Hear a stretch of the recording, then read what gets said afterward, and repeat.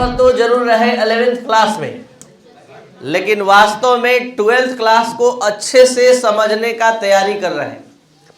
आप लोगों में से बहुत सारे स्टूडेंट गार्जियन ये सोचते हैं कि 12th बोर्ड है, 11th क्या पढ़ना है। सच्चाई ये है कि 11th का ही पढ़ाई का पूरा उपयोग अच्छे से करके आप 12th सहजता से पढ़ते हैं।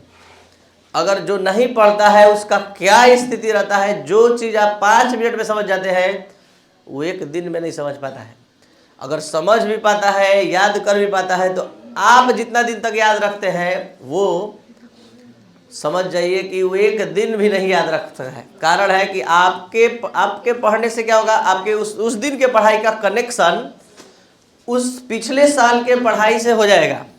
और जहाँ किसी चीज़ का कनेक्शन हो जाता है याद हो जाता है, और उसका कोई कनेक्शन नहीं होता है क्योंकि वो अभी पढ़ता है नया टॉपिक समझ के। अब जैसे आज आप पढ़ने जा रहे हैं ली चैटलियर सिद्धांत। ये ली चैटलियर सिद्धांत दिया गया है ली चैटलियर नामक साइंटिस्ट के द्वारा, जो 1885 में दिया गया है। और ये वास्तव में पी ब्लॉक में जब आप पढ़ेंगे अमोनिया का हैबर प्रोसेस, वहाँ पर हम आपको याद दिलाएंगे आज का ये क्लास जो हम अभी देने जा रहे हैं ली चैटलियर सिद्धांत का। जब आप पी ब्लॉक में 12th क्लास में पढ़ेंगे H2SO4 की संपर्क विधि, वहाँ लिखाएगा लगभग 10 लाइन ली चैटलियर सिद्धांत के अनुसार दाब इतना होना चाहिए, ताप इतना होना चाहिए, ये सब यही समझाएगा। वहाँ केवल 2 लाइन लिखकर आगे बढ़ जाएगा।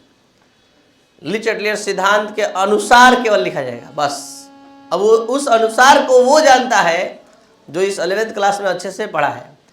इसलिए अगर दिमाग में इस तरह का अगर आप सेटअप बैठा कर रखे हैं आप सभी स्टूडेंट या गार्जियंस कि 11th बोर्ड नहीं है 12th बोर्ड है, 12th में अच्छे से पढ़ना है, तो ये गलत है। ध्यान से समझ लीजिए, पढ़ाई कभी व्यर्थ नहीं जाती।